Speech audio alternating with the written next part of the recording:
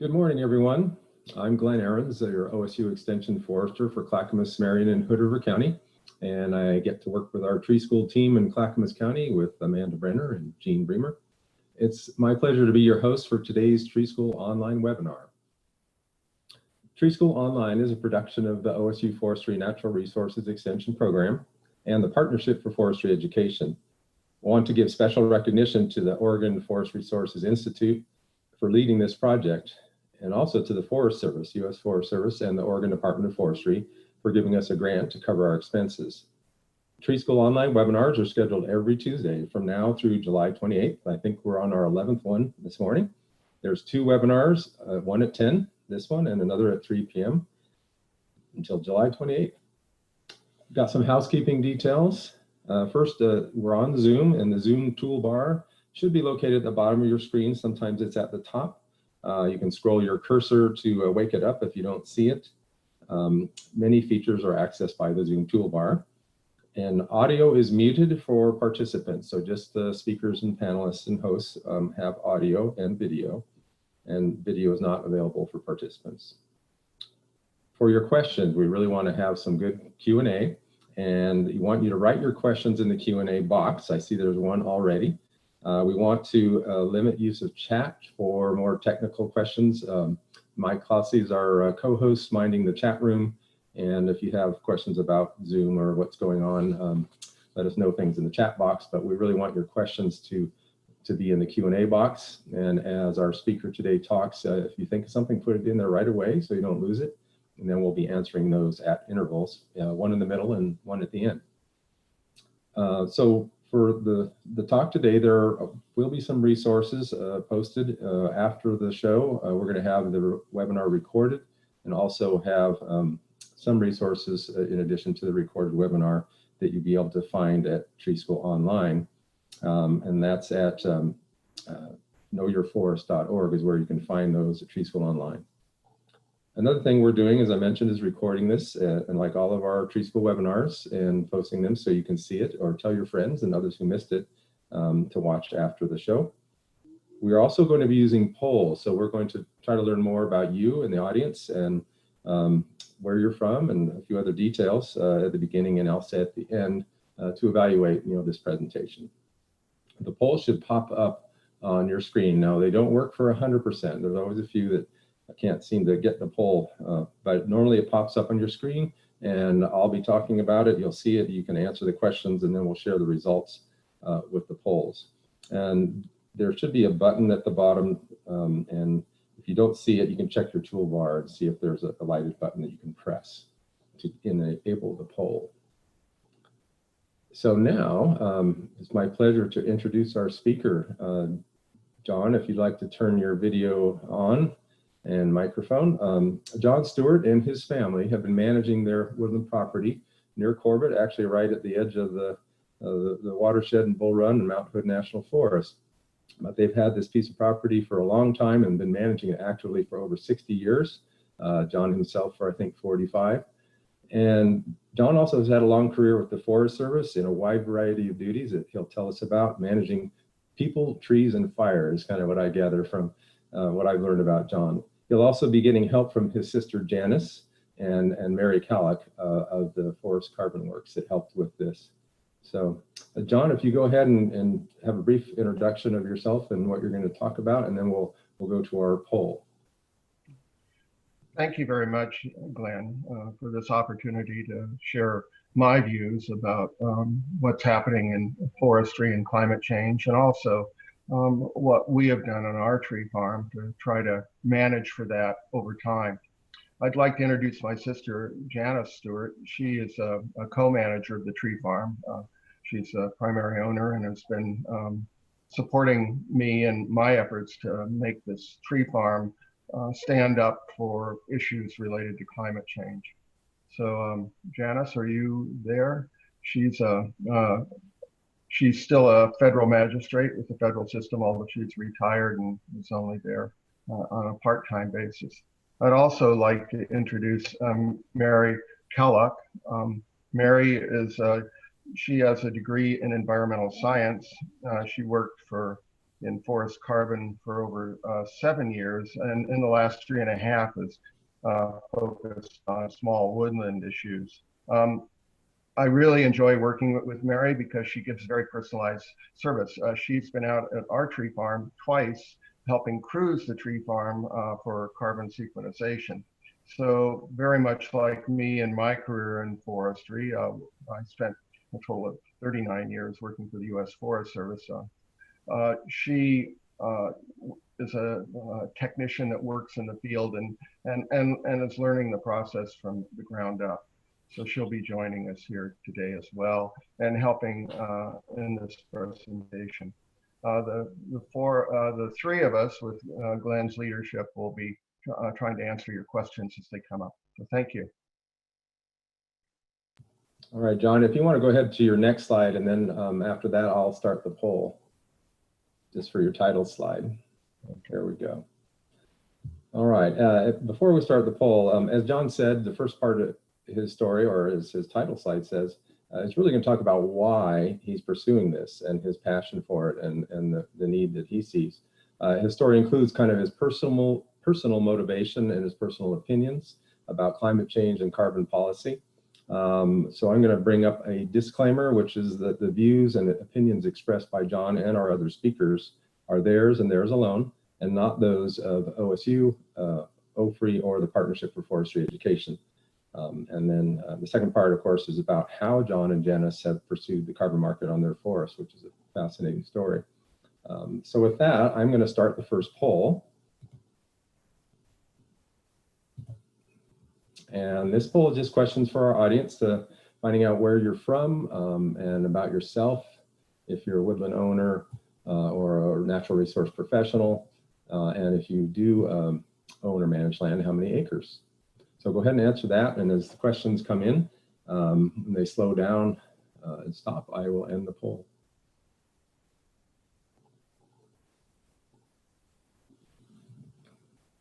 Usually they come in pretty quick and we get to about 80% participation, which is great.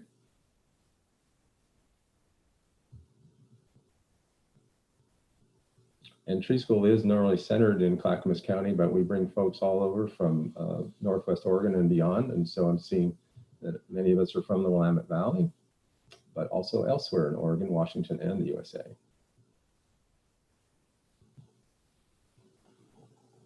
Okay, we'll give it a little more time.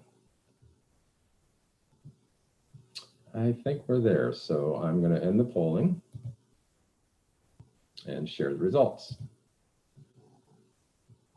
So you shall see the results. About half from the Willamette Valley area, and then some from the coast, Washington State, a good portion, 13%, and actually a good number, 22% from outside the USA.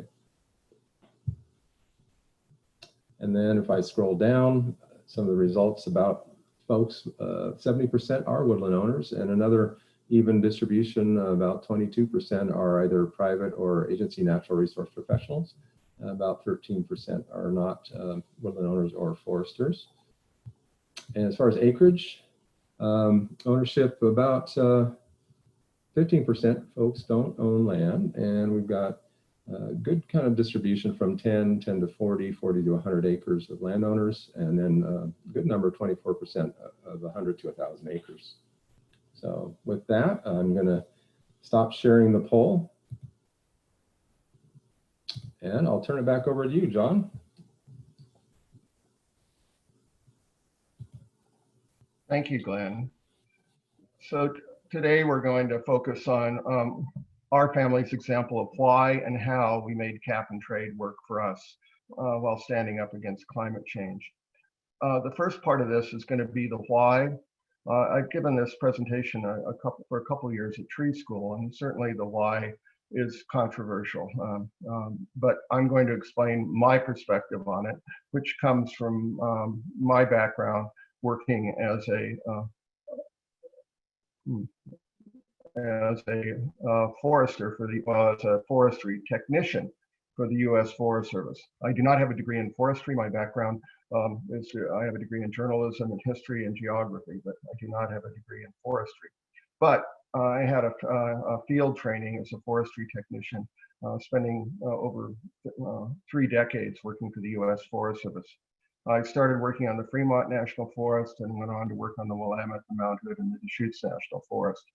For a couple of years, I was a slope jumper out of Redmond.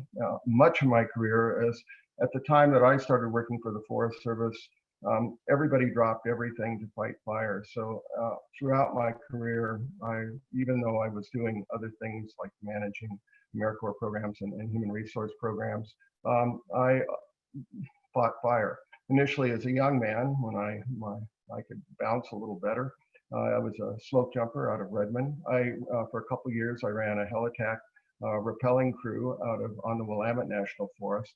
Throughout my career, I worked in various field positions as a fighting wildfires. Starting out as a squad boss, the bulk of it, I was a crew boss and directing a diverse mix of field crews. Part of that was picking up homeless Native Americans in downtown Portland at Baloney Joe's.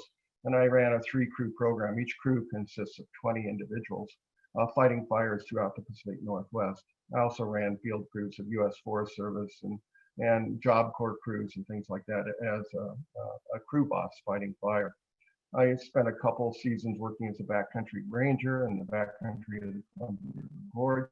I ended up being the trail manager for the Columbia River Gorge Ranger District, later became the district fire manager for that district. I moved on managing people programs. I was a human resource manager for the Mount Hood National Forest, received a National Honor Award from President Bush for that program. It was the largest program in the United States. I later became the manager of the program on the Deschutes National Forest, in between running Youth Corps and inmate programs and things like that. It was the largest program in the Forest Service as well. For 6 years, I was a director of a Northwest Service Academy and AmeriCorps program. And I spent a part of my career working as a fisheries biologist.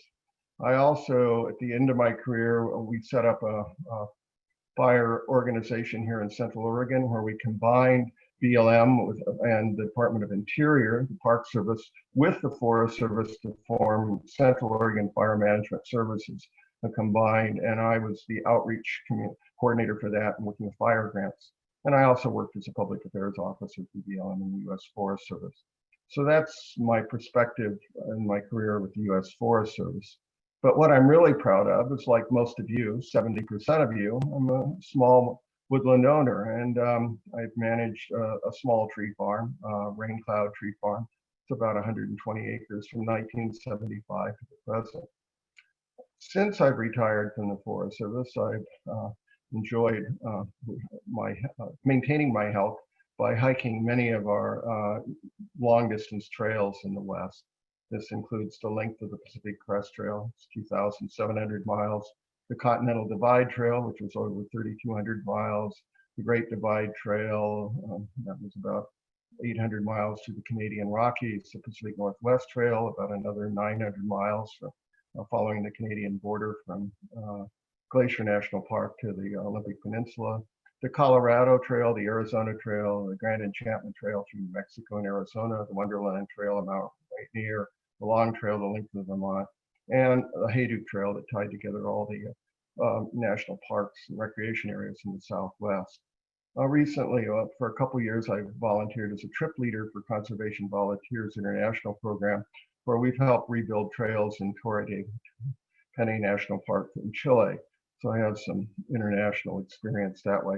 I also, I don't mention here, I spent 2 years in the Peace Corps in Nepal in my youth. And for a number of years, I've been a member of Oregon Department's Forestry and Northwest Regional Advisory Committee, being a small woodland owner, trying to represent small woodland owners as we develop Forest Practices Acts for the state of Oregon. So that gives you some perspective of where I'm coming from and perhaps my personal biases. So the first part I'm going to talk about, and please bear with me through this, this is my personal viewpoints, and many of you may not agree with it, but this is the ethical why.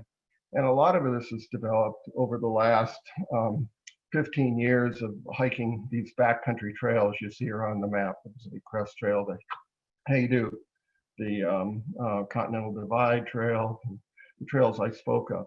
And after hiking these trails, I've written 3 different books. The, the first one had to do with my career in the Forest Service and the kind of work I did. It's called Pilgrimage to the Edge. It spoke about hiking the length of the Pacific Crest Trail over 3 seasons, but even more so, it spoke about all those different activities I did in my career in the Forest Service. I wrote that book because I recognized that many of the hikers hiking the PCT had no realization of the lands around them and how they were managed. So I tried to address that issue. So then I later wrote another book after hiking the Continental Divide Trail entitled Walking Away from the Land. And if you'll bear with me, it really addresses, I was shocked by how quickly the land was changing as I walked through it. So I'll read a few short passages from that book. My walk, the length of the Rockies, illustrates how quickly our planet is changing. Climate change is upon us. Thousands, if not millions of species, including us, must either adopt or disappear. Summers are longer, hotter, drier, winters warmer and shorter. Less snow is falling, glaciers are disappearing, insects and wildfires consume our forests, and our springs, creeks, and rivers are drying up. The grizzly bear, moose, elk, and even butterflies are disappearing, while fire and the vehicle-ravaged mountain soils are eroding away, filling reservoirs and compromising power and irrigation systems in the Columbia, Rio Grande, Colorado, Missouri, Arkansas, Mackenzie river systems that flow from the Rockies. In the United States, relatively few of us step far from our car to actually walk our national, state, or provincial parks and forests. Driving our highways, it's all too easy to overlook the details that hint at the dramatic changes that are occurring all around us. They capture our attention only when the results become catastrophic or directly affect us. It is only when we see these newscasts of wildfires and drought impacting the lives of people living in these mountains that we briefly wonder why. And then we turn off the TV and forget all about it until the next disaster. It's only impactful when we wake up in a pall of smoke in our backyard and our water rates or food costs skyrocket. This book is a two-told story illustrating the same theme, walking away from the land. One larger, both in foot miles and words, illustrates a rapidly changing landscape as seen from the stormy balcony of the American Rockies in the first decade of the 21st century. Our ancestors started walking away from these mountains a century ago, allowing us to preserve much of them in national forests and parks. But today we're still failing to provide clear political guidance on how we want them managed. Lax mining laws over a century old, lack of a land use legislation constraining urban sprawl, a lack of funding to properly manage our public lands still allows them to be degraded through overgrazing and restrained development. This story, based on my personal experiences, illustrates why it is so easy to move away from the land. The cost of living on the land are high, both financially and socially, but the benefits of properly managing it are immeasurable. These are my personal stories of both the cost and benefits, with a lot in between. Please walk with me.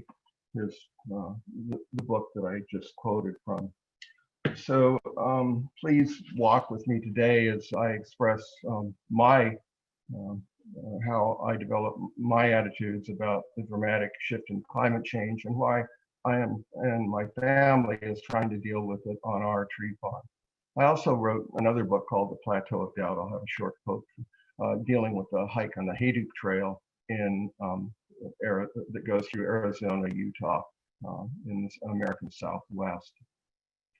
So my perspective, as you saw in the previous slide, comes largely from my background fighting fire. And the amazing thing is the shift in fire here in the United States over the last couple decades. Here's the acres burned in the lower US 49, the lower 49 states since 1990. You can see this dramatic increase. Since the late 1970s, the US average temperature has increased by 2 degrees. The 10 largest fire years since 1900 all occurred in the since 1960, excuse me, have all occurred in the last 20 years. Human-caused climate change is responsible for a doubling in the areas burned in the western United States from 1984 to 2015. And the total areas burned is in the western United States is 55% of the nation's average. If you include Alaska, it's 80%. So most of the impact from this dramatic change in temperature that you see here, 2 years, 2 degrees over the last 50 years, has impacted the West. The result is increasing damage by wildfire throughout the nation. And here shows from 1984 to 2012. But you can see since about 1996, there's been a dramatic increase. And human-caused ignitions account for 84% of this damage. Although the actual areas burned, 44% were caused by lightning strikes. One thing that I point out in my book on hiking through the Rockies is climate change has also increased the incidence of lightning in the Rockies almost threefold over the last 20 years. So, and the average size of fires in the United States has increased dramatically. Fires are getting larger. In 1990, the average size of a fire was 2 acres. By 2011, it's 115 acres, and I'm sure it's even larger today. And wildfires are getting far more expensive to fight. And here I'm going to read to you a little bit on my book, The Plateau of Doubt, about the cost of wildfires. A shift in attitude has been challenged by climate change. Climate change has led to fire seasons that are an average of 78 days longer than they were in 1970. This dramatic shift in climate consumes more federal land managers' budgets and has forced their staff to shift from managing our public lands to fighting wildfires. In 1995, 16% of U.S. Forest Service budget was consumed fighting wildfires. In 2016, firefighting consumed 56% of the budget, or over half of it. In 1995, the Forest Service employed over 17,500 personnel to manage grazing, timber, and recreational operations, and a little over 5,000 to fight wildfires. 2 decades later, in 2015, these human resources have dramatically shifted. A little over 10,000 managed our national forest lands, and it's actually far less than that today, while almost 12,000 fought wildfires. With a reduced budget for land managers, the Forest Service has been forced to reduce the size and scopes of its field operations.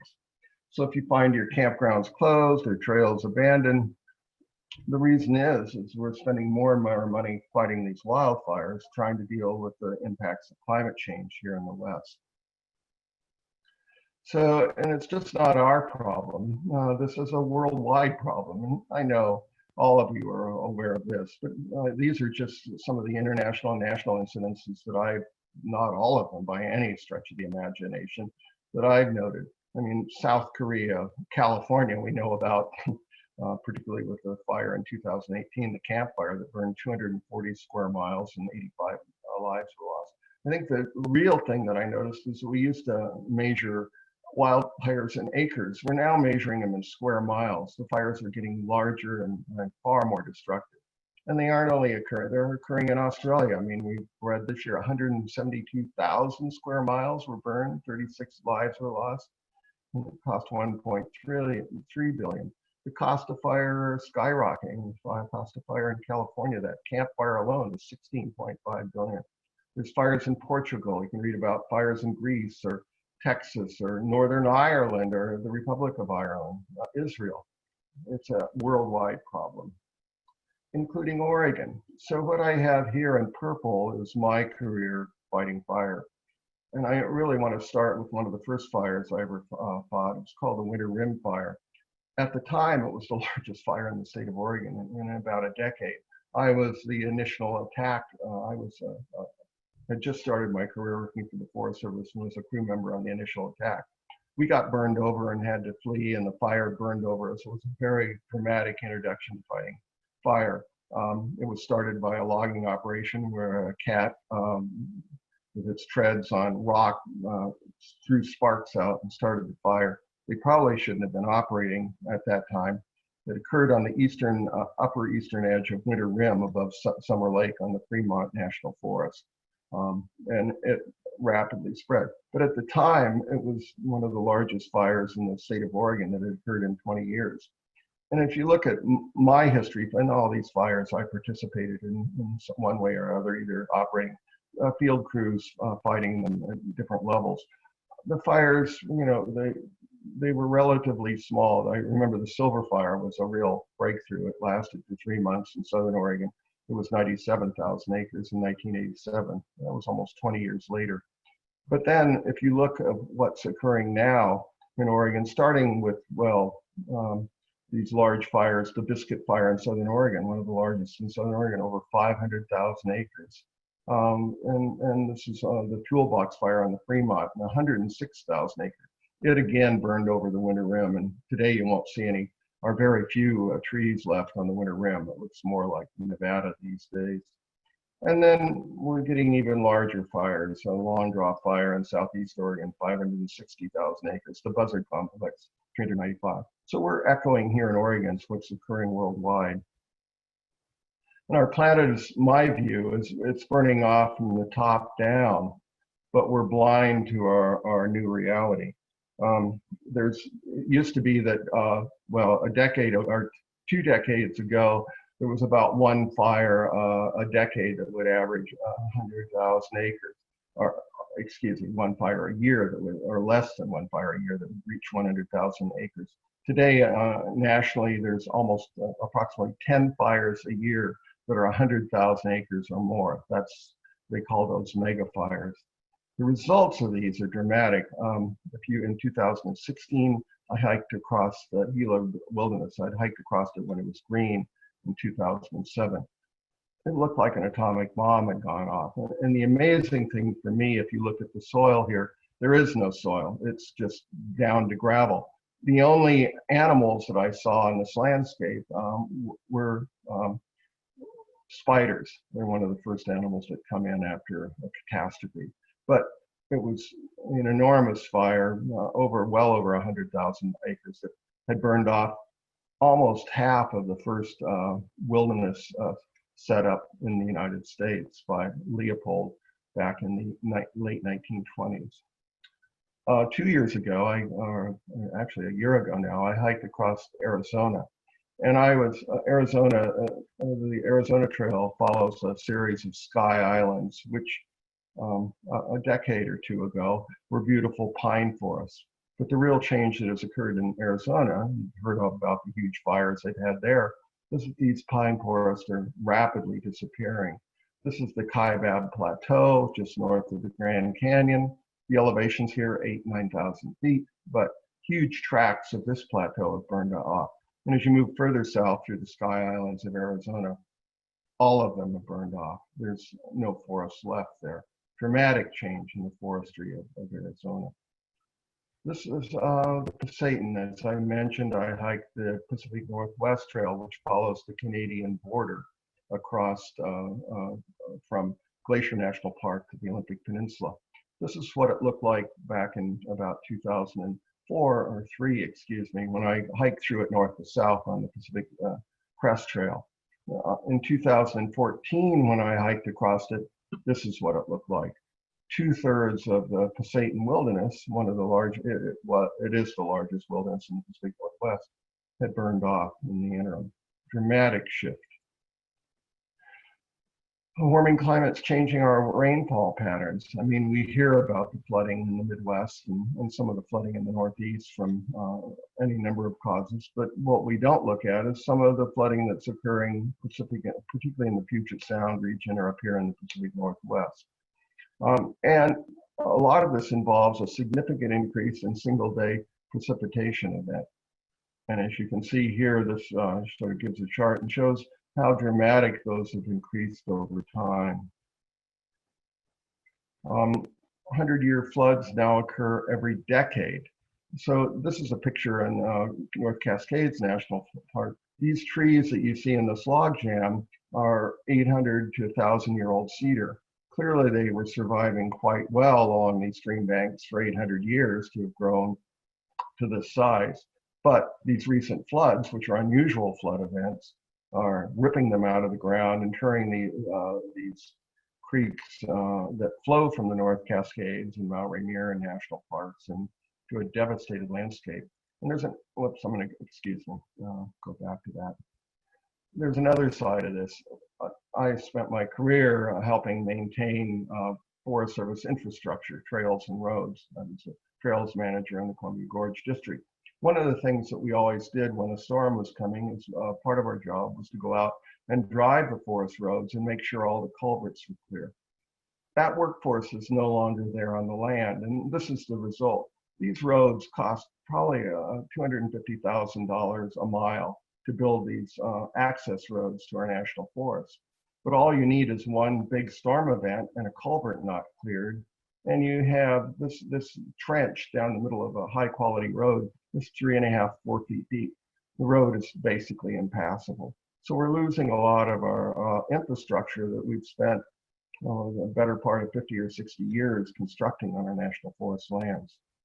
And then the other thing I've noticed is, and you can read this on the statistics, microbursts, which are basically small tornadoes, and hurricanes are shredding our forests at an unprecedented rate. I really noticed it in northern Idaho, where these strong, unusual storm events, basically tornadoes, swept over the high country. And under this there was 2 dead elk that had been killed by the falling timber that this turkey vulture was feeding on, killed by a microburst. This is in southern Utah. They're occurring there as well. The number of these seem to be increasing dramatically. And then finally, there's insects and disease. So this is insect infestation throughout the West. Mountain pine beetle, pinyon pine beetle, spruce beetle, wherever you go in the West today, you see these infestation. And the reason that they're occurring is that instead of just, the winters are getting shorter, the killing frost that kill off these beetles are no longer there. They can now have 2 to 3 generations of beetle in a seasonal cycle instead of 1. And the results are dramatic. This is when I hiked through Colorado on the Continental Divide Trail in 2008. This is when I returned to hike the same landscape in 2017. And the Forest Service is trying around the urban centers is trying to deal with it by clearing the land, piling it, and burning it. This is near Breckenridge in that area. But on the Colorado Trail, you're seeing these vast, this was a complete drainage about 7 miles long.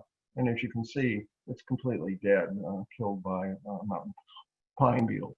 But it's not only occurring there. This is the high Uintas in northern Utah.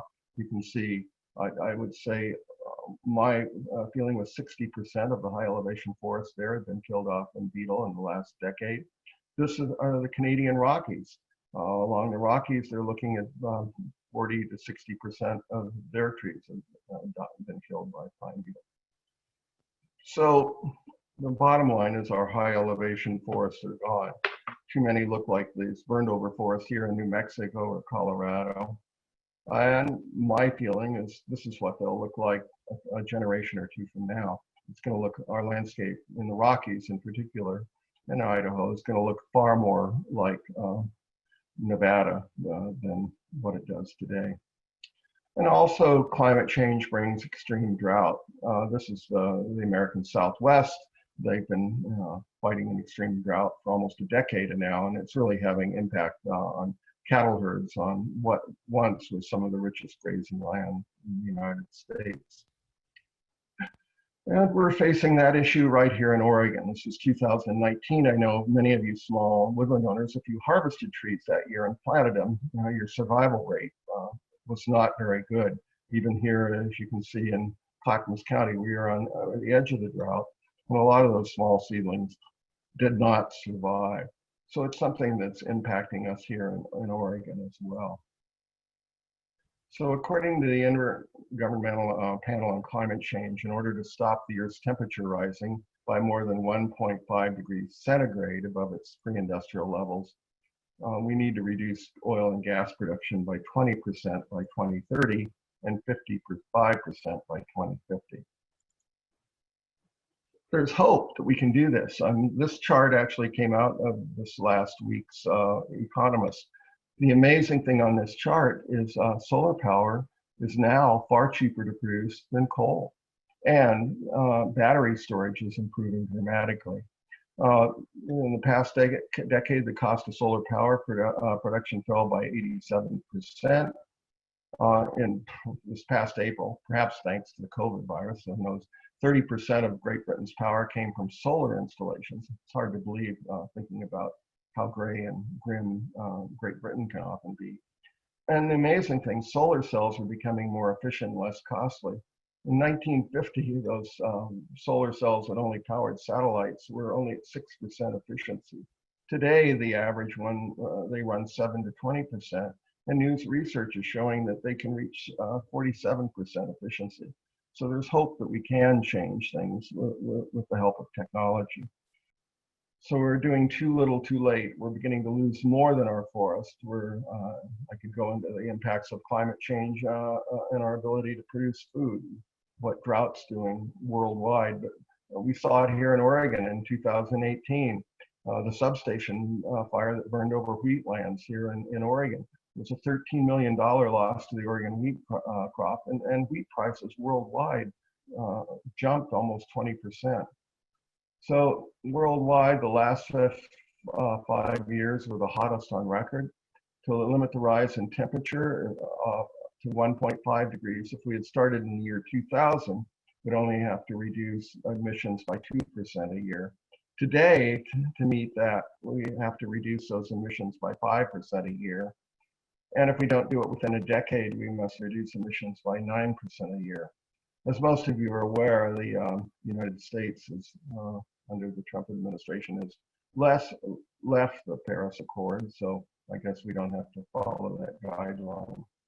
But there is a tried and tested political solution that you, as a small woodland owner, can now participate in. It's called cap and trade. Money is basically collected by governments requiring polluters to purchase carbon offsets to limit their emissions. And then these funds are used to pay for long-term storage on forest lands. To meet the goals of the 2015 Paris Agreement, 100% of the world's industrial emissions need to be priced far higher than they are now, $40 to $80 a ton. Currently, pricing of only 20% of the world's emissions averages $15 a ton. The program that we can access right now is California's cap and trade, and I think the current price is about $13.50 a ton. But that's what we have, so let's use it. California is the world's 6th largest economy, and it's leading the change in the US. California's cap and trade program launched in 2015, so now it's 7 years old. Is actually reducing greenhouse gas emissions by more than 16%. And California hopes to reduce the total gas emissions to 1990 levels by 2020. And they seem to be meeting that goal, and 40% by 2030. Their cap and trade rule applies to large electric power plants, large industrial plants, and fuel distributors. If you have flown into the LA basin recently, you'll see that whole basin now surrounded by solar power plants. Solar is really taking hold thanks to cap and trade in California. Around 450 businesses responsible for 85% of California's total greenhouse gas emissions must comply. And over time in California, there will be fewer pollution permits available, forcing companies to reduce their emissions, spend more on permits, or buy more expensive credits to offset their emissions. So thanks to their leadership, California needs a place to store their carbon today. Forests in the Pacific Northwest have some of the highest carbon densities in the world. So they're disappearing fast. This is the age of trees. Most of the timber is being cut between about 45 years of age and 85. And in truth, rotation age is This was a chart from 2005. Many industrial timberlands have dropped to 35 years of age. They're cutting their forests at about this age. So this line probably is back. And the forests in the Pacific Northwest are not alone. Carbon loss on forest lands is a national crisis. Harvest is part of it, land being converted to other uses, insects and disease that I discussed, fire that I've discussed. You can see its impacts in the West. Wind throw is an issue, and drought is an issue, not as much so, but the total adds up to significant impacts. So net zero or nothing. Carbon pricing schemes are many, but the challenge of selling them to this consumer does not necessarily mean that these funds will go to storing carbon in those forests. The most popular proposals call for directly returning the payments to the consumer, but an emphasis on net zero economies have made carbon offsets central to climate change. Sucking carbon out of the air using machines is now estimated to cost $94 to $232 a metric ton, where paying woodland owners far less, currently $10.50 to $13 a metric ton through California's cap and trade program makes financial sense. If governments worldwide honestly address climate change, this amount should see substantial increases. But it's not the only answer. This op-ed in Science states, regardless of the amount of carbon that can be stored for restoration, the solution can be only a temporary delay for future warming. Without radical reductions in fossil carbon emissions, forest restoration only offset a share of future emissions and have limited potential. The only long-term substantial way to increase the climate of any temperature target is to reduce our CO2 emissions to zero over the coming 30 to 50 years to meet the temperature targets of the Paris Climate Agreement. But while the struggle continues, and this is the key thing that we can do, maintaining the forest health and resilience of our woodlands while reducing the chances of large, intense wildfires, is still a step in the right direction. So I'll step quickly to our personal why. Carbon storage offers financial incentives to sustain our family tree farm over multiple generations. In 1977, I cleared about 38 acres and reforested it. By 2013, I was thinning that forest. You can see the harvest here of cleared brushland. So if you start early, you can see the profits accrue over time. So here are the benefits we found in joining cap and trade. You get to stand up for future generations by fighting the climate change that I spoke of. Then you can prepare responsibly for your loved one's future and the legacy of your family forest. You can diversify your revenues beyond timber, turn your forest storage of carbon into a passive and consistent income stream. You can be recognized for your forest stewardship. You can get official accreditation for your forest management role.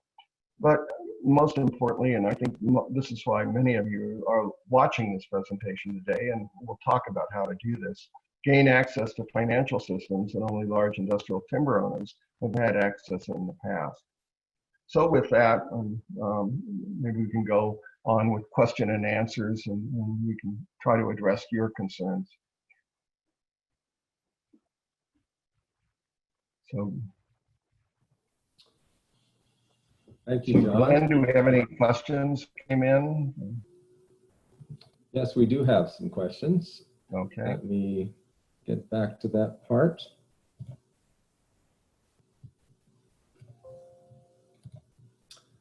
All right.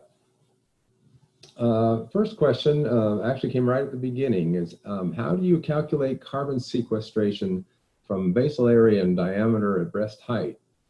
Does it differ depending on where a forest is located? Well, we better have Mary answer that because that's been her field job for the last 7 years. So she could answer that very accurately. Mary? Absolutely. Thank you, John. And thank you for the first half of this presentation here. Yeah, so basal area can actually be directly linked to carbon. There are species-specific equations that are related to trees on the tree level. So different trees in different regions do have different carbon values. So if we can calculate the volume of biomass in a tree, and we know the molecular weight of carbon that exists in that biomass, and we know the molecular weight of carbon in CO2, we can then use that to calculate the amount of carbon in the tree, and then the amount of carbon dioxide that is sequestered through it. So as part of what we do is we use those equations, and these are all equations from peer-reviewed studies and from the Forest Service to calculate, use biomass calculations, biomass that you would normally get through measurements like basal area, so in sort of timber collection, in order to then calculate the CO2 that is sequestered from the atmosphere into trees. Okay, thank you.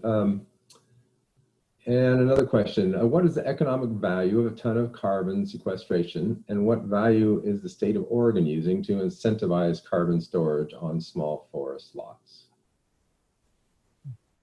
I can answer that again. So right now, the California market, the price of carbon is just under $13 a ton, I believe. It does range a little bit. It is subject to some market changes, although there is some stabilization factors in place. There's a price floor and a price ceiling to stabilize things a bit. As far as, so that's in California, which is the only major compliance option for forest owners in the US. I don't know what Oregon specifically is doing to incentivize in terms of, I know there's been some legislation, as John was talking about earlier, that has been on the floor that they've been trying to get in order to bring a cap and trade like program into Oregon, or to build one and then link it with California's. So I think as far as what's going on in Oregon, there's still a lot up in the air. What is beneficial about California's system is projects can be located anywhere in the continental US and parts of Southeast Alaska. So the market action of buyers are only buyers based in California. So if you're an industry of a certain size in California, you have a certain level of CO2 that you can emit each year. If you go over that, one of the mechanisms you can use is purchasing these offsets. And these offsets can be generated through a couple different types of sectors. Forestry projects are one of these. So you, like John's project, so that offset value can happen in these, are taken from these forests that can be anywhere in the lower 48 and parts of Southeast Alaska. Another follow-up is, how does an intact forest of 80 to 95 years relate to carbon storage in the lower Mackenzie forest landscape? Not sure quite the context of that, but intact forest is in quotes. Yeah, so I think there's a special source of value in intact forests in terms of carbon sequestration potential. So this can kind of be twofold. In looking in a lens through, and I'll try to keep this simple because the building of carbon projects can get pretty complex, but in the lens of carbon project development, one of the ways that the carbon sequestration value of a property is assessed is by comparing how much carbon is in the property in question versus the surrounding sort of regional practices of similar forest types, of similar ownerships. So that's why we'll see, and this is especially common in Oregon, is because industrial timber harvesting on private land is really common. You have these shorter rotation periods. You really have these quite low carbon stocks as compared to what can be possible and what is often possible when folks are managing for conservation, when folks are managing for sustainable management, conservation. So in a property like John's, and probably in a lot of other small landowner properties, you see this massive difference between what is common practice and what is happening in the property in question. And that difference between the two can really result in a lot of difference in carbon storage, which can then equate to a larger value. As far as dynamics, carbon dynamics, I think there's a lot of research to back up the fact that older forests in multi-successional forests with a lot of different processes going on as far as older trees, younger trees, death and decay. You have these varying levels of sort of growth and complex sort of processes in these older forests that you might not see in younger forests. So as a result, you really have this dynamic and complex sort of carbon cycle, which can also be quite, which is beneficial in many ways, but can also, exhibit this large amount of carbon sequestration over a lifetime. So yeah.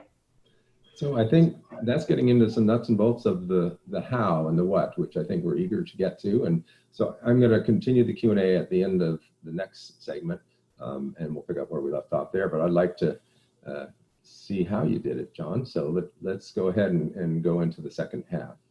Okay, thank you, Glenn. So this is how we did it at our tree farm. As I said earlier, cap and trade provides a unique opportunity for Oregon's small woodland owners to make a difference. And that's because 35% of Oregon forests are still in private ownership, 43% of which are owned by families. And the best timberland that can store the most carbon in Oregon is in private ownership. It's not in state or federal ownership. So we're the first small woodland in the nation to join California's Carbon Initiative. We utilized our family's stump ranch that was homesteaded by our great-great-uncle in 1889. It's been actively managed for timber production for the past 62 years by my grandfather and by my sister and myself. You can see that it's just inside Clackamas County, just south of Clackamas County. This is the Bull Run River below the headworks of the Bull Run. So the rear of the property is right up against the Bull Run drainage. It's about 7 miles outside of Sandy. It's surrounded on the east by Weyerhaeuser industrial timberlands and BLM lands further up. We lived on a tree farm. I now live in Bend, but we lived on the tree farm for over 25 years. During that time, I constructed this log home there. This is our family home. We harvested over 2.1 million board feet by thinning over stock stands. This is thinning a stand, that stand that I planted and my family planted in 1977. And also by harvesting mature timber that was diseased. I have quite a bit of laminated root rot on the property, so regularly have trees dying of that, which I remove for forest products. So over that period of time, this is the harvest level of that 2.6 million board feet that we've managed for the past 62 years. We've managed to grow over 3.3 million board feet. And a lot of that has been done since I took over management of the tree farm in about 1975. That point, I had a cruise done. It was a little under 1 million board feet. Today, it has 3.3 million board feet. We're the first small woodland owner in the nation to use our forests for carbon sequestration. There's a lot more, as you'll see later, lining up behind us, are actively engaged today. For the first 6 years, our family tree farm earns approximately $10,000 per year for carbon alone. For 19 years following, it'll earn an average of $4,700 for carbon alone, with upward fluctuations as the price of carbon rises. Also during this period, and I'll show that in some detail coming up, planned harvesting will occur, but there's a long-term commitment. Future generations are locked into maintaining a percentage of the timber on the property for the 100 years following the first 25 years of payment. So, so what were the steps we took to make this happen? We developed a model forest management plan, and I developed this with the help of Oregon Department of Forestry grant and a grant through Natural Resource Council, and developed a detailed management plan of the forest. It was my third iteration. I'd created others earlier that we followed, but it was far more detailed, and it gave me an excellent insight into what we had on the ground and what we could do with it. We actively thinned and harvested our timber following the guidelines of our management plan. And in 2016, we were contacted by representatives of Pinchot Institute of Conservation, who were working with Forest Carbon Works to develop the pathways for small landowners to the carbon market. I actually met them at Tree School in 2016, where we set up that conversation. 2 years later, we signed an agreement with Forest Carbon Works to put our land at California's Cap and Trade Initiative. So what are the two organizations we worked with was, first of all, I mentioned the Pinchot Institute for Conservation. I look at this as an organization, having worked with the Forest Service, this is sort of the brain trust of the Forest Service.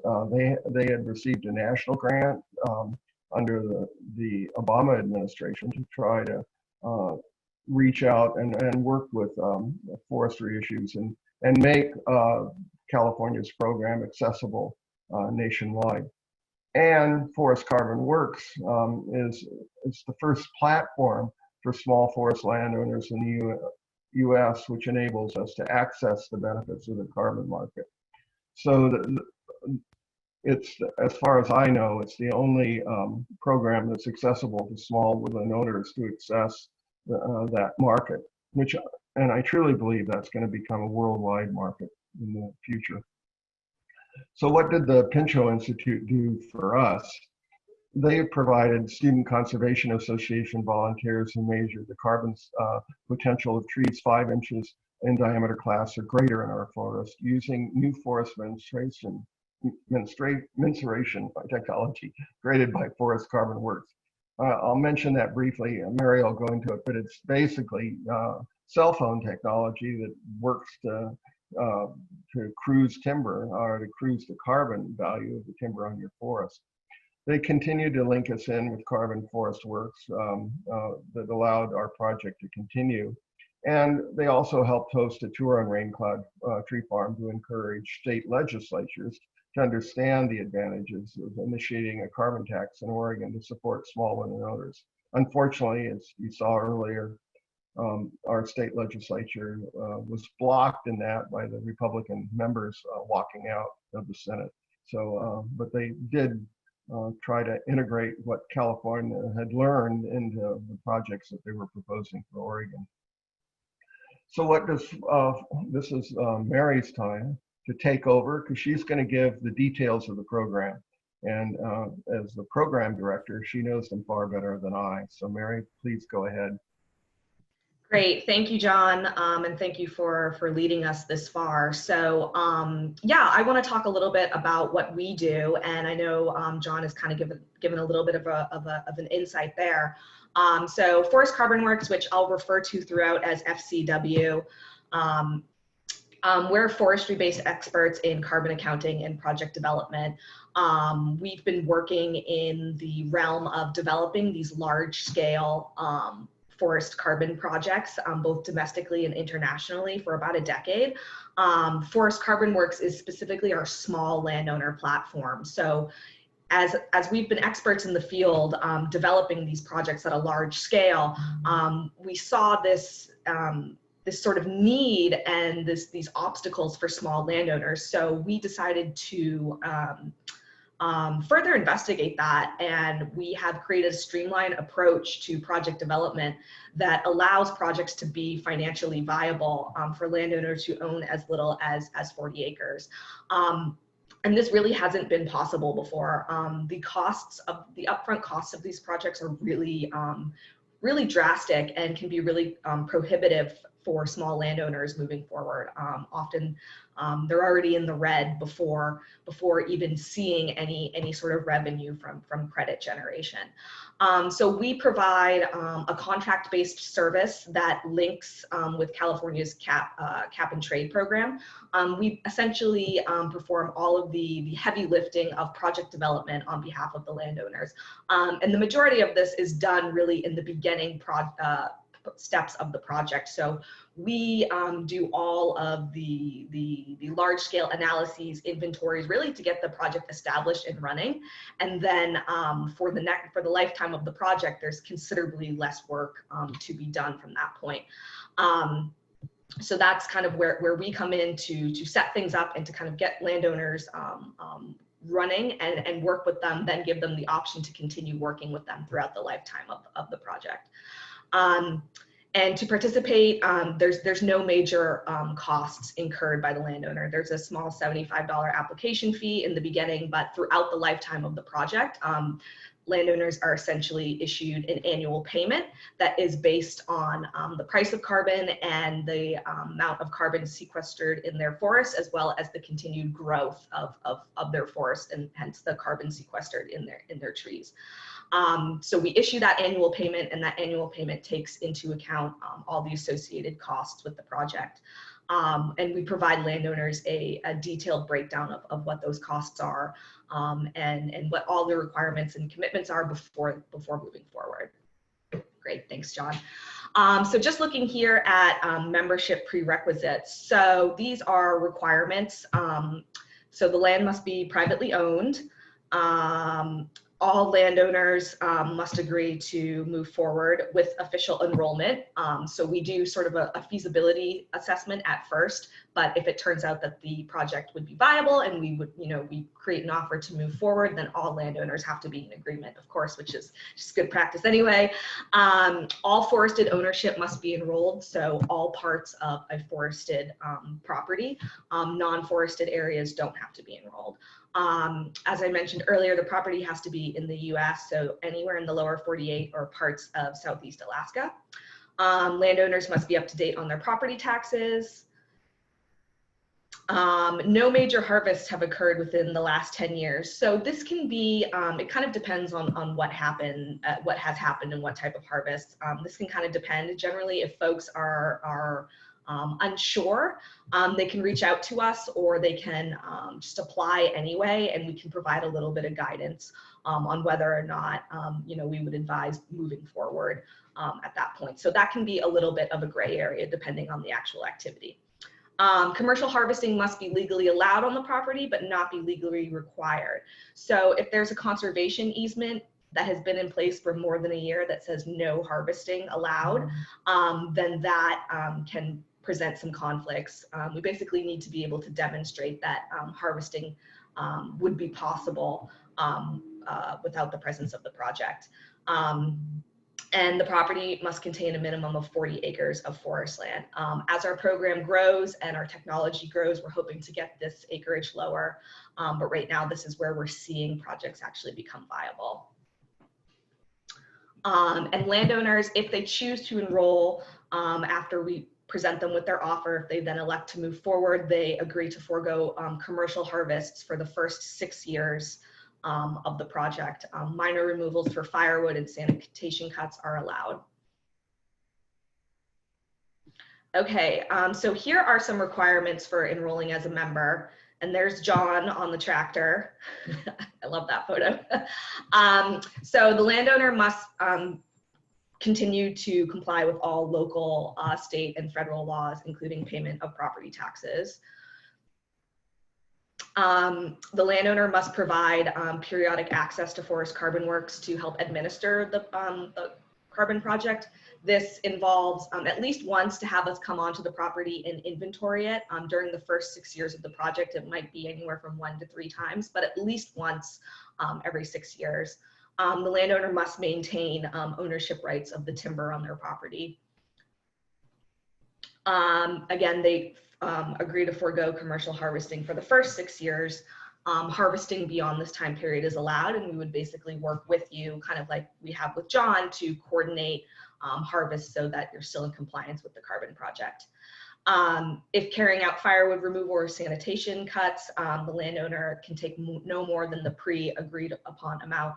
If there is a major act of God, then that's something, you know, we can talk about more, but small scale cuts and firewood removal is fine. And usually what we do, as we did with John and Janice, is we kind of discussed what their expected removals are each year in a normal scenario. And we give a little bit of a buffer room there and write that into the contract. Landowner will fill out annual report detailing any major changes on the property. So once the project gets up and rolling, and we're pretty heavily involved for that first year to get the project on its feet, thereafter, and John and Janice, who are now going into the third year of their project, it's basically a back and forth. So each year we correspond about any updates on the property, if there's been any major disturbance events, and maybe any plans for the upcoming year. So just really keeping in coordination and contact about what's going on. Every 6 years, that contract can be renewed, and it'll be renegotiated as the price of carbon changes.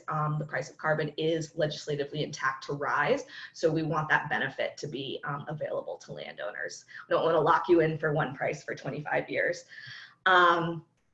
After the first 6-year contract period, landowners aren't required to continue working with FCW. You know, of course, we encourage folks to continue to do that. But as I mentioned earlier, really the bulk of the work that requires our expertise is to get these projects up and running, to do all of the major carbon accounting, project development, project documentation. But after the project is, and getting through the audit process, there's a pretty intensive audit process. After that's all out of the way, the project is stable, and in a lot of times can be carried on by a landowner or with the help of a forester. A forester that may be a little knowledgeable in carbon, but also not necessarily. There are longer term requirements, and this is definitely a big consideration for folks, and that's understandable. It's a multi-generational commitment for a minimum of 125 years. This is what the state of California deems as permanent. Essentially, they don't want to be paying folks for carbon sequestration over a period of time, and then as soon as that time period ends, they're just clear cut the whole forest, and all of that carbon is lost or put into short-term and long-term wood products. Although long-term wood products are definitely important and something that is accounted for in the documentation and analysis portions. So this is broken down into 2 major periods. It's a minimum crediting period of 25 years. So this is revenue generating. This is when landowners are receiving annual payments from Forest Carbon Works, and we're subject to periodic, every 6 years, on-site audits, verifications. So we work in 6-year contract periods within this 25 years. And again, so we can adjust for the price of carbon, so we can adjust for management goals beyond that first 6 years, adjust for harvesting and other sorts of plans that the landowner may have. These crediting periods can be renewed in 25-year increments. So when you reach the end of your first 25 years, if you said, well, this has been really great for our family, maybe your heirs have decided that they want to continue to participate, then they can renew in another 25 years chunk, and so on and so forth, 25, 50, 75 years. As soon as the landowner decides to stop participating in the revenue generating portion, whether it's at year 25, year 50, year 75, year 150, whatever, this triggers this monitoring period. So this required additional 100 years of monitoring. So during this period, there's no revenue generated, but there's also significant less requirements required on behalf of the landowner. So essentially during this point, the landowner is required to maintain a portion of the stocks on their property. So the stocks for which they were credited over that 25 years or 50 years or 75, they must maintain for 100 years. Any additional growth is available for harvest. So monitoring during this time is really low intensity. It's mostly going to, most likely going to, and the state kind of has provided some guidance on this, but it's still evolving. But will most likely rely on satellite imagery, localized drone photography, and minimal sort of annual reports. Each year for each project, FCW takes a small portion out of the payment and puts it into a long-term management fund, so that in 25 years, if FCW is not in establishment, we will be contracted. We will work with an NGO to ensure that there is money and services available to carry out that long-term monitoring on behalf of the landowner. Projects that work with FCW for the full 25 years will be eligible to access these funds, and will also be eligible to get free estate planning services. So here are some other requirements, and be cognizant of the time here, so I'll go through as quickly as possible. I know we have a lot of great Q&A that we want to address. So again, no commercial harvesting on the property for the initial 6-year contract period. Beyond that initial 6-year contract period, we do allow for harvesting. We just coordinate with landowners to do that. We are not anti-harvesting at all. Actually, managing your forest actively can be, as I'm sure many of you know, really good for your forest health, and it is really good for carbon sequestration as well. If you have those light gaps, those gaps in nutrients, that allows for growth of younger trees sequestering a lot of carbon. So within that, you can't harvest, so beyond that, you can't harvest more than growth. So that's essentially what we look for within a 6-year period. The harvesting in essence must be sustainable and follow best practices for the region in terms of streamside management zones, wildlife trees, and things of that nature. Limited collection of firewood and sanitation cuts are also allowed. Again, those are things we discussed prior to going into the contractual agreement. No planting of non-native trees allowed in the project. This is in the project area specifically. Say you have a cabin on your property and maybe you want to plant some ornamental trees in the next to the cabin or in sort of your yard or your garden, that's fine. We really only, the parts of the property that are only included are the forested areas. No broadcast fertilization is allowed during the lifetime of the project. This is a requirement by the state of California. Again, so landowners will keep in touch with FCW about any changes or major disturbances. If there's a blowdown event, if there is an ice storm, things of that nature, to keep us coordinated so we can keep the carbon accounting up to date. If additional forest land is purchased, the landowner agrees to create and implement a sustainable management plan. So again, this is a requirement by the state of California. They don't want to be paying someone for a carbon project in one area while they're maybe performing unsustainable cuts and other types of management in another area that wouldn't be deemed sustainable. Yes, and this is important, and I know this is a big question and really relevant, especially with John's background in fire, that landowners are not responsible in the case of force majeure or any major act of God. Depending on the extent of the damage, the project may be terminated at no consequence to the landowner. If it's a minor portion of the property, there is the landowner will still be paid their annual payment. If the entire property is destroyed, the project is terminated, and there's no effect on the landowner in terms of punishment. There are penalties for intentionally ending the project, though.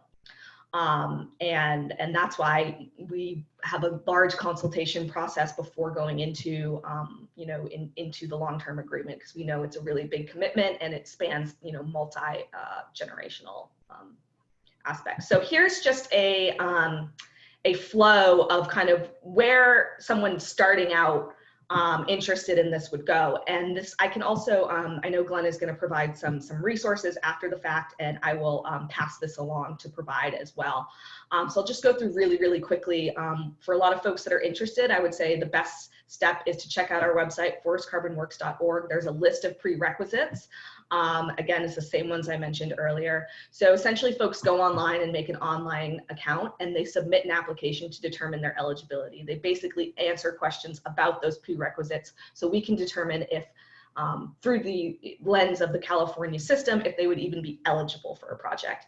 If they're eligible, we send forest technicians out to use our forest smartphone or forest mensuration smartphone device to collect inventories on the property.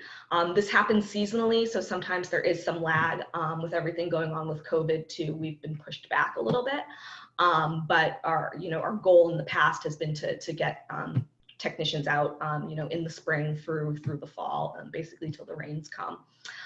We get that data back, we process it, and then we reach out to the landowner to let them know if the project would be viable or not. Again, we're just as invested and take on a lot of risks for these projects, so we only advise moving forward if the project is truly viable, and if not, we're upfront with you about that. So if viable, we present the membership contract, which is also available online when you make a free account. And provide that detailed financial breakdown of what that offer would look like. The landowner at that point then has the option to accept the membership agreement, officially move forward, or they can walk away with no strings attached. At this point, there's been no major costs incurred upfront, just that $75 application fee. So there's really no strings attached if they decide not to move forward, or if they want to revisit in a couple of years, that's fine too. So this is when project development starts. During the first 2 to 3 months, there is some coordination back and forth with the landowner and Forest Carbon Works as we help them to move through some of these first required steps.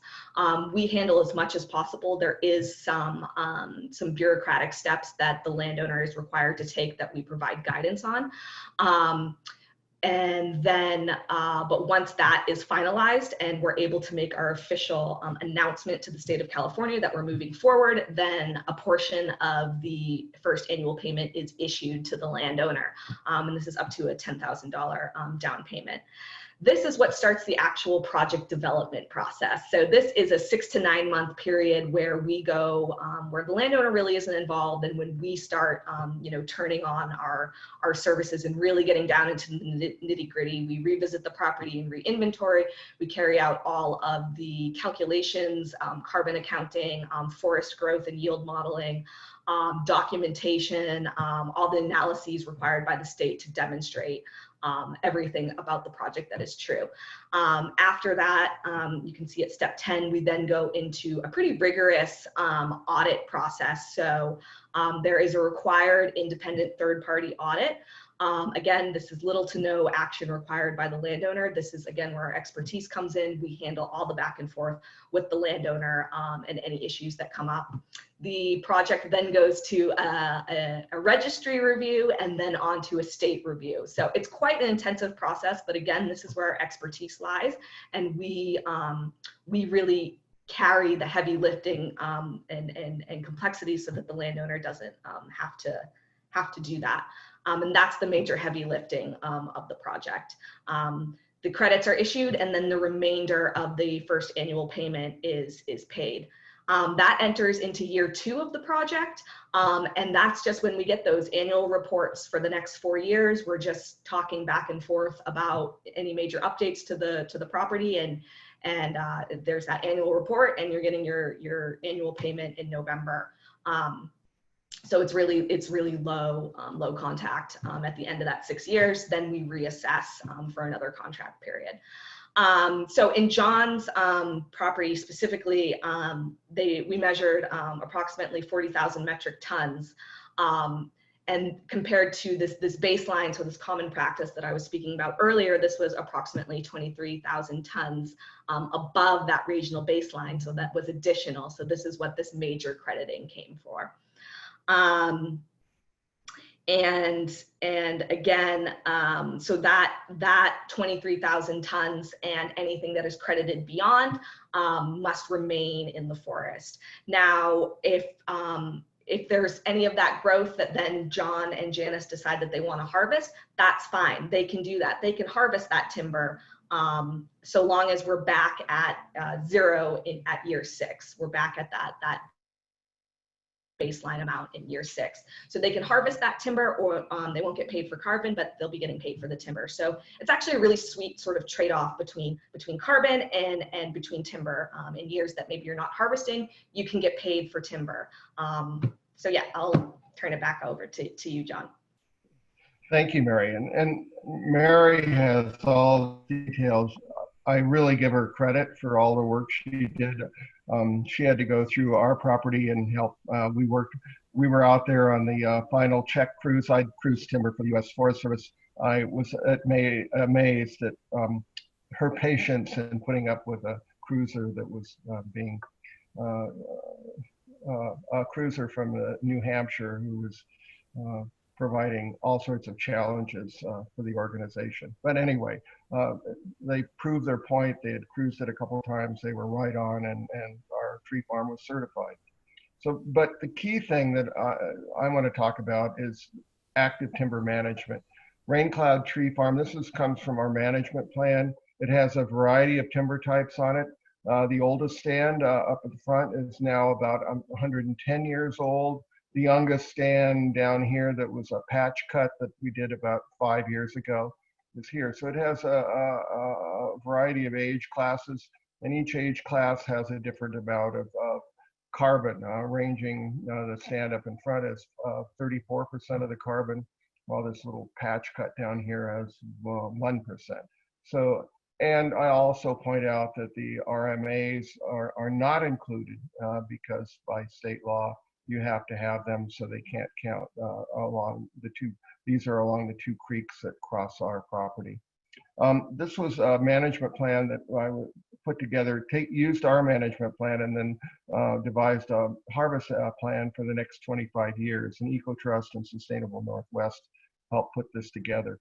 So every 2 to 3 years, we'll be thinning dead and dying trees from the mature stands. As I said, I have problems with disease on the property. There's and blow down and things like that. So they can be removed as saw timber or firewood. And I do reports on all these activities.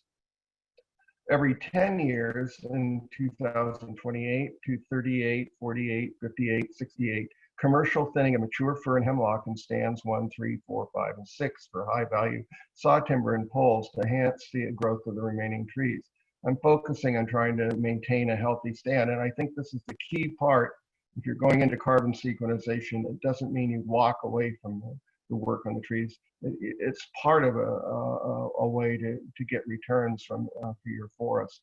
In 15 years, approximately 2033, stand 7, which is primarily alder, will be harvested as a patch cut and replanted. This stand had, I'd harvested earlier and planted alder in there because it has laminated root rot.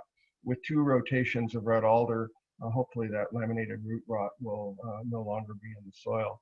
And stand 8 will need pre-commercial thinning. And leaving alone, I mentioned the 2 riparian reserves on either side. There are natural connecting habitat for a variety of species, so they won't be touched. This is what it looks like with harvest levels. So this is that 40,000 metric tons of carbon. So anything above this amount can be harvested. So these are the harvest levels that we'll be looking at over from 2000 to 2068 of the different stands and types. So this gives a profile for harvesting activity on the tree farm for the next 40 years. And it looks not only as harvest level, but here's the revenue projections from the tree farm. And this is in today's value, timber prices. Right now, our returns from 2018 to 2028 will mainly be in carbon. There'll be some salvage, but in 2028, we'll get returns, and we'll probably every 5 years during that period, we're going to be having harvest levels. 2058, there'll be a larger harvest. So this is sort of planning without, hopefully, severe incidents like windstorms and ice storms and fires, this would be the harvest levels on the tree farm over the next 40 years. And here's the revenue. So if you average, there's actually 116 acres of the 120 acre tree farm that is used for this management. And this is over the next 50 years. I look at the returns, it would be about approximately $18,000 a year between carbon and timber harvest before insurance on property tax on the tree farm.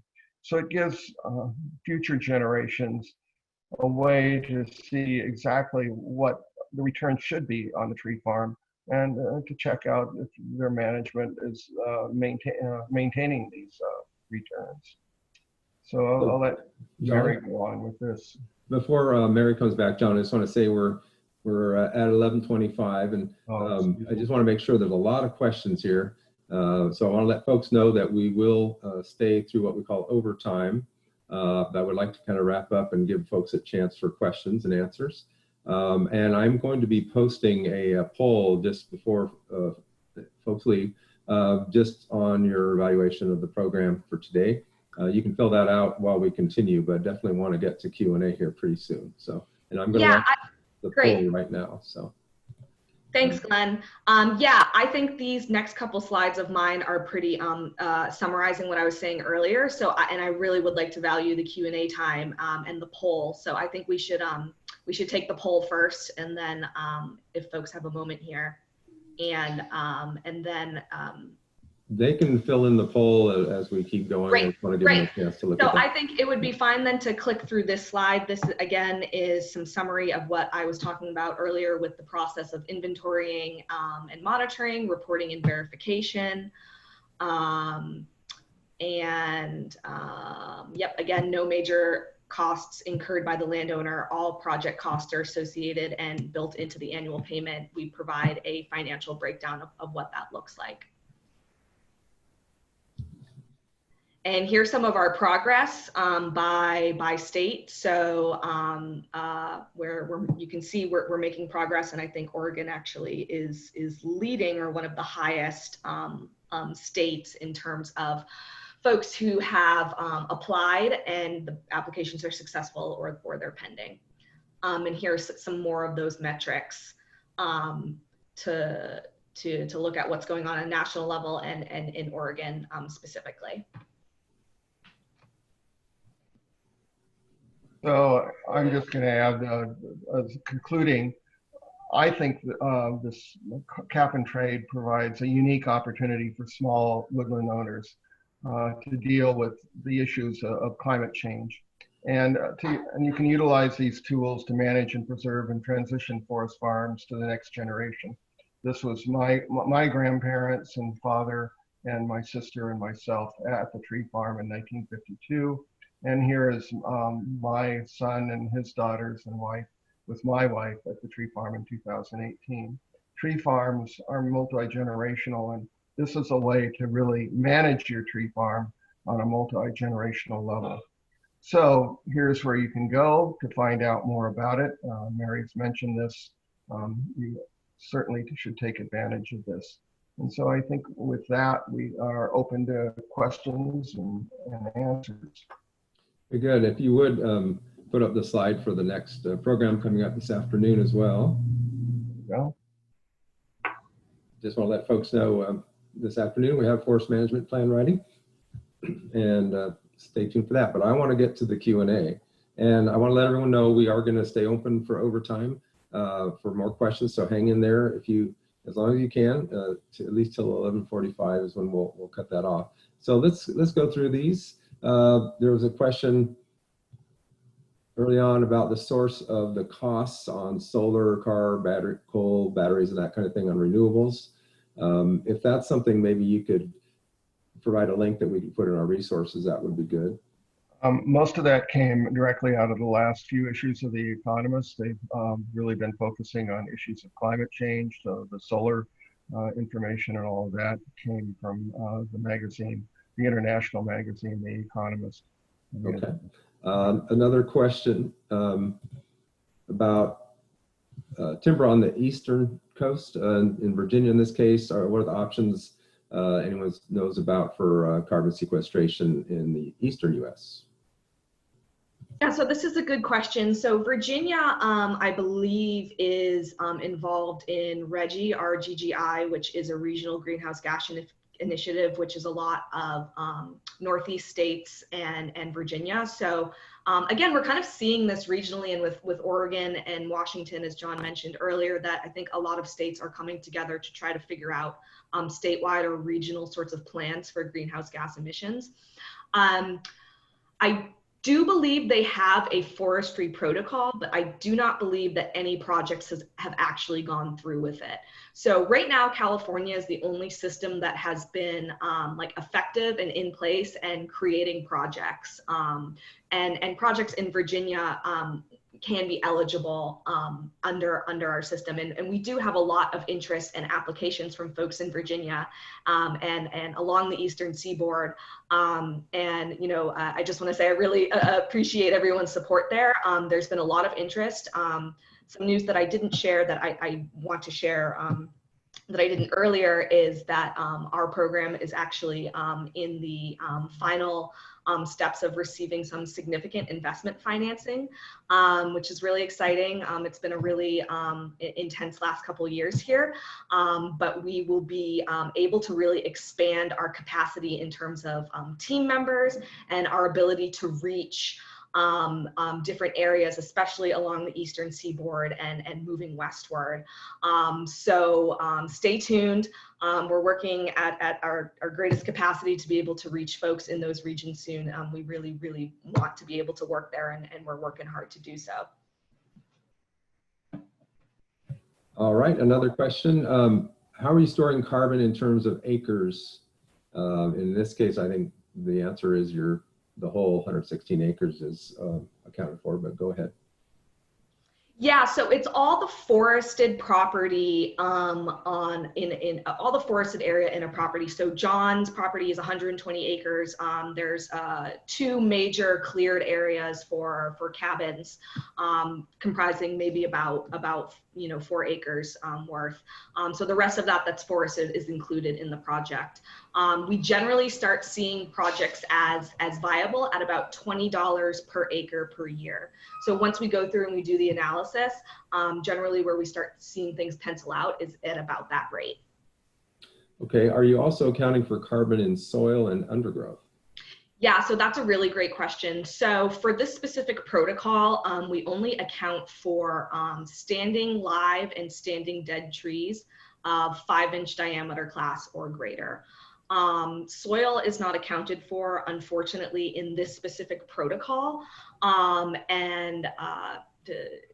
There's some complications for the reasons or for why that is, but essentially it's difficult to establish a sort of a soil baseline in forest. There are other methodologies about avoided conversion of grasslands and agriculture that incorporate soil, but that's not incorporated in the forestry protocol through which we function. But soil carbon is important, and I think the carbon cycle contributes to having those rich soils in forest ecosystems. Okay.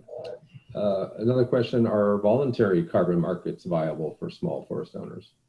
Yeah, so this is a really great question. So we outside of Forest Carbon Works, we had done some in our parent company, Eco Partners. We had done, we built voluntary projects in the past.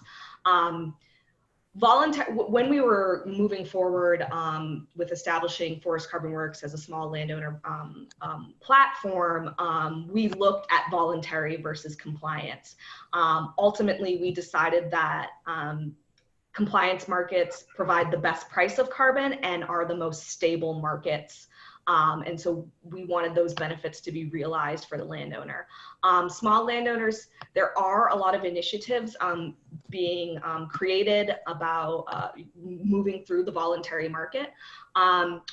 We're not seeing as many small projects actually making it through that system, but there's definitely a lot of effort going on that front, and a lot of really great organizations and grants that are working on making voluntary projects possible for small landowners. So it's not impossible, and I hope we'll be seeing it soon. Our focus is through the compliance market in California. Okay, another question. We harvest timber every few years in our different timber plots. How would timed harvest, select cuts of hardwoods, harvesting percentage to encourage larger tree development, how does that figure into carbon sequestration program? Yeah, so kind of like what John was demonstrating with his harvest plan and the work that he went and did with Sustainable Northwest and EcoTrust, which we were in coordination about, that having periodic thinning and cuts works really well with the project. Again, we would just need to be in coordination about when and what, and of course beyond that first initial 6-year contract period. So it definitely is possible. All right, is there a nifty simplified handbook for estimating how much carbon sequestration is contained in my mixed age species timber property? Yeah, I wish. No, that is where our expertise comes into play. We really depend on carrying out that inventory to get a detailed look on the tree level, on the plot level, on a strata level, and across the whole property. It's really complex, biomass, volume biomass equations that then get accounted into carbon. So this is really where our expertise is. And as much as I wish there was a nifty, handy way to do that, it does involve quite a bit of labor. And that's where we come in to simplify that process and be able to do that. So. All right, please define small woodland owner. Yeah, great. That's a great question. So small woodland owners are defined as anyone below 5,000 acres. That's how I define it. At about 5,000 acres is when these large scale commercial projects for carbon in the past have become viable at about 5,000 acres. So I would say anyone below 5,000 acres and down to as low as about, I would define 10 acres probably as the smallest small landowner. But generally where I see most folks and consider the largest spread is, anywhere between 40, 50 acres up to a couple hundred acres, maybe under 1,000 acres or just above 1,000 acres. That's generally the acreage that we see coming in. Okay, a question about conservation easements. We work with forest owners to put in conservation easements for different information about putting a carbon project in place before or after. Any advice on? No, that's a great question. There is a little complexity when it comes to conservation easements. We love conservation easements. Any sorts of tools that can be used to enact, long-term conservation, we're really fans of. The California protocol under which these projects work, there's a little bit of some sort of things to coordinate there. So essentially, after a project is started or at the start of a project, a conservation easement can go into place. It's actually great because it lowers the risk rating associated with the project, because again, you're saying you are preventing at the very least the property from being subdivided for perpetuity. There is so putting up a conservation easement in conjunction with the project is great. It's also a really great tool for land trusts working with landowners that they have, and for land trusts as well. We also we're in coordination with a lot of landowners who are looking to put projects on their lands that they own in fee, and sometimes with landowners that they hold the easements on.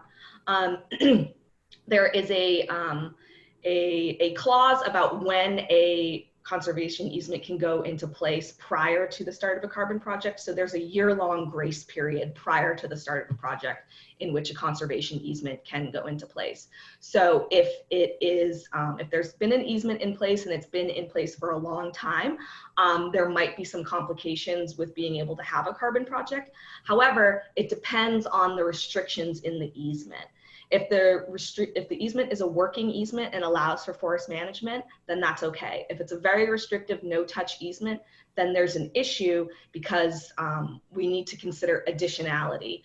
So we need to consider that putting a carbon project on a property would be going above and beyond what is legally required by the project. So, and this is something required by all carbon projects, not just through the California market, but they want to make sure that if we're putting a project on the property, that it's going above and beyond what would be required in a legal sense. And if there's already an easement in place that's saying no cut is allowed, then that's not fair. Then a project wouldn't be additional. That's important. How about just sort of average carbon sequestration rates on, 75 to 90-year-old forests in the West Cascades, Lower Mackenzie, maybe even the rate from John's property gives an idea what the rate is per acre.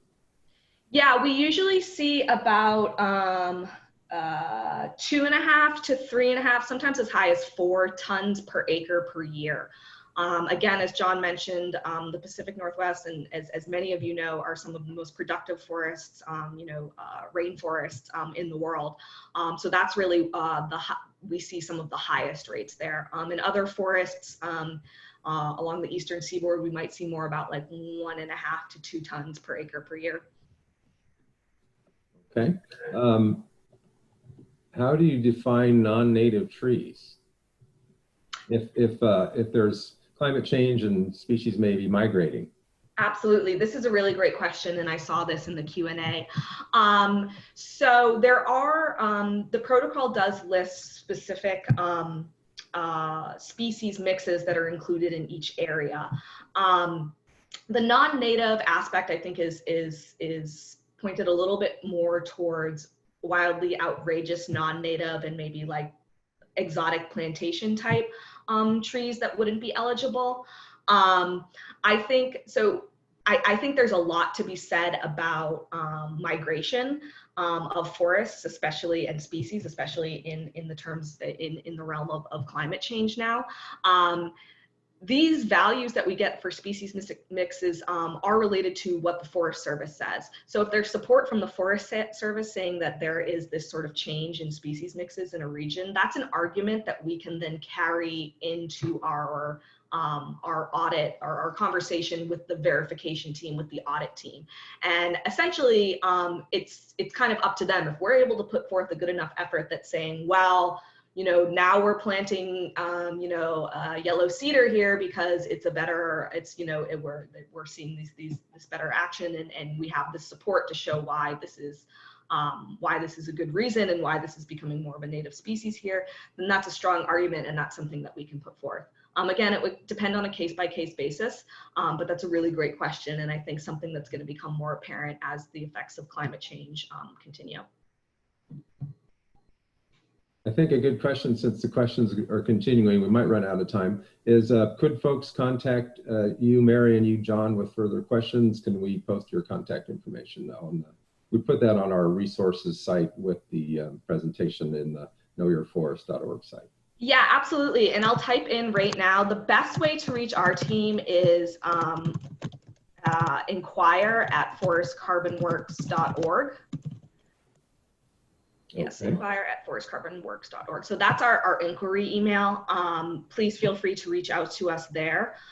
We also have we just got a new phone number, so it's on our website. I don't have it off the top of my head, but you can also call on our phone line and speak to one of our representatives. Again, as I mentioned earlier, we're in the process of expanding our team. So, we might be a little short now, but, we're working to get back to everyone as quickly as possible. And over the next couple months, I think you'll see a lot of growth from us. So. Okay. How about you, John? Would you be willing to answer that? Certainly. I've over the past 2 years, I've talked to many small woodland owners, and I'm happy to do so. Probably the easiest way for them to contact me would be on my email. It's an easy one to remember: raincloudtreefarm@yahoo.com. So contact me there, and we can set up either a telephone conversation or via email. I'm happy to help out. All right. Here's a question. Are there groups or entities that help a landowner manage their forest for carbon sequestration without the monetary input and constraints that go with that? That's a really great question. So when we first started working with the Pinchot Institute for Conservation, this was sort of the nature of their grant, to explore pathways for landowners to access the carbon market, but also to look at carbon sequestration potentials of forest land. So off the top of my head, I can't think of any specific organizations that do that. I do know that I don't believe the grant is still, Pinchot still has that grant. Mm-hmm. But I think that, you know, the best resource for that would be working, I think, with county foresters and with stewardship foresters, looking at possibilities like that. But I'm not aware of any group off the top of my head that specifically has carbon sequestration as a main benefit without carbon incorporated. I think carbon sequestration oftentimes is one of the benefits that gets looked at for groups that maybe are also focused on something bigger like wildlife or water quality. Carbon sequestration kind of be a co-benefit. Very good. Well, we're at 11:45 and there's still some more questions, but I think we should call it good here at the end of overtime. But thank you for providing your contacts, and people can follow up. And thank you, John and Mary and Janice, for telling your story. Oh, thank you for inviting us, Glenn. We're happy to do so, and we hope that a lot of other small woodlanders follow in our footsteps. I think we can really help improve our planet by using our woodlands to do so. So thank you. Very good, and many are, whether they get credit or not. So thank you all very much. Okay. And goodbye. Goodbye. Thank you, everyone. Okay, bye-bye.